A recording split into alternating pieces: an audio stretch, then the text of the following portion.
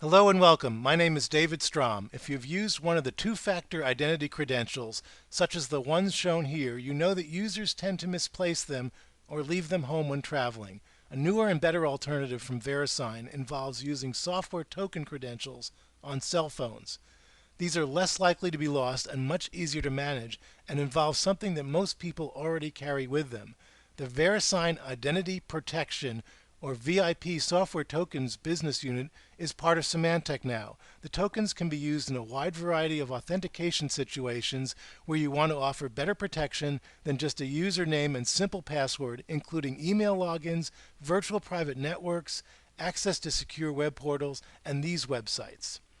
Why bother with VIP tokens? Simple passwords are like leaving the front door to your home open, as this New York Times article shows. The most popular password is just the first 6 numbers in sequence.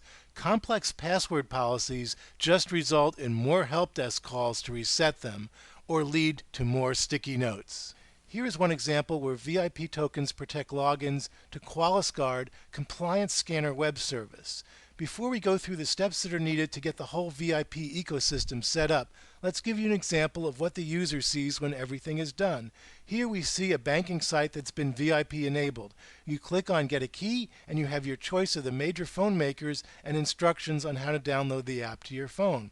Let's say we want the iPhone version. We go to the iTunes App Store, search for VIP Access, download the app into iTunes, and sync it to our phone.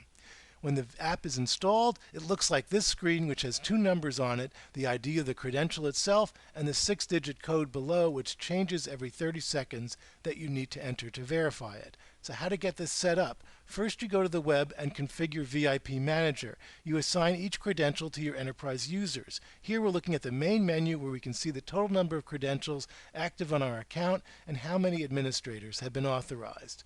We can fine-tune our credential security settings, and we can also modify a particular credential status as well. To get more information on the VIP user and interface manuals, you go into the Files section and click on one of these downloads to obtain sample code and specs. The next step is to sign into the self-service web portal.